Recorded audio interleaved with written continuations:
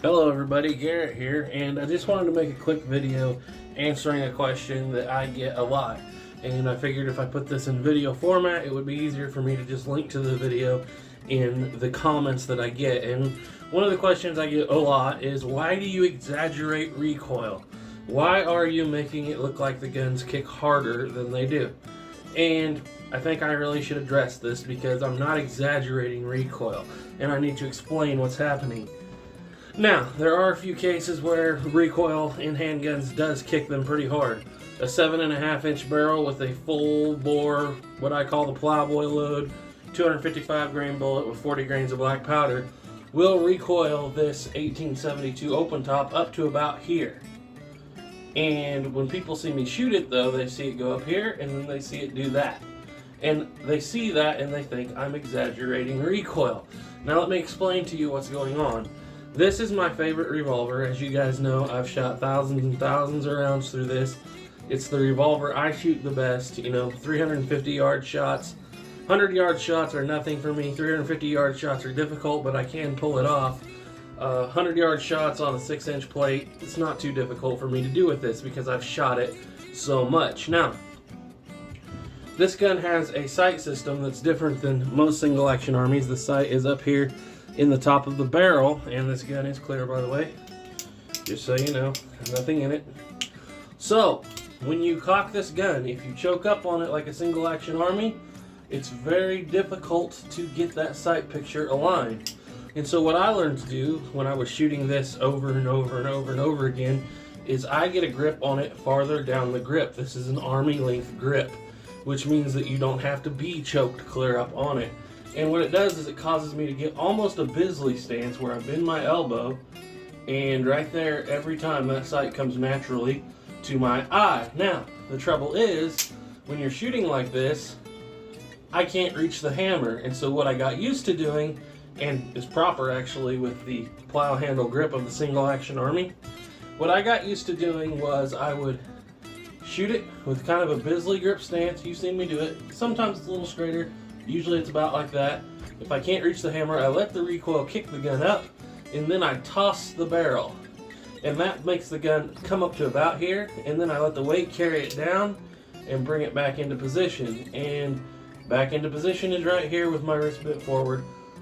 And if I had shot, it would actually be more like this right here because the gun naturally does that. And I can shoot, boom, recoil, kick, grab that hammer like this and bring it back into position. Now I am moving the gun a little more than a lot of people, but that's how I found to do it. No, that's not recoil. Now with those heavy duty Blackhawk Ruger only 45 Colt loads, when the gun goes like that, that is exactly what the gun is doing. And I generally don't fight it.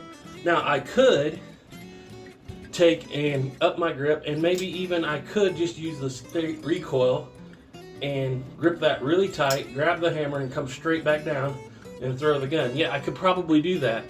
But fighting the recoil, I found I don't shoot as good if before I pull the trigger, my wrist is tense and locked up and prepared for the recoil. So I would rather let the gun do, as long as it's not some massive recoiling, a 500 line ball or something, I would much rather let the gun do what it wants to do. Being as I don't have to, even if I was in a gunfight, I don't feel that literally a half a second or less than half a second between shots would affect anything about how this gunfight is going to go. If I let it recoil up, kick over, and then come back down and grab the hammer, you know what?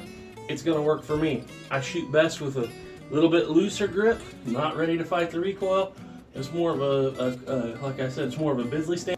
I really need to get a Bisley revolver to kind of prove my point with this, but it's not completely Bisley, not like that, but it is a bent wrist with this gun, and it's best with the grip further down on this army grip. Now, when I have the single action army, since I've done it so much with this older army full length grip, the single action army has a navy grip which is shorter, so you're always up here and you can reach that hammer. So when that hammer falls, I can still technically reach up there, but I let the gun recoil and I let it come clear back in the crease of my thumb like that, and then it comes back down. And once again, I'll either throw it down, not so difficult with the grip of the single action army.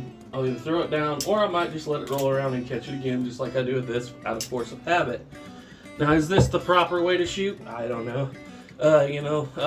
It's the way I shoot, and I shoot pretty good that way, and so I'm not going to change it. But no, I'm not exaggerating recoil. Whenever I fire one of these guns and you see it go bang, click, over, grab the hammer, and come back in. That's what's going on. I promise you guys, I'm not exaggerating the recoil. It's just the way I shoot.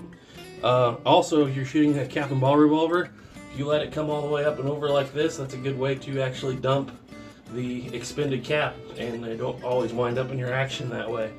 So anyway, I thought I'd give you guys a small explanation, and I will have this video ready the next time somebody asks me, why are you exaggerating recoil?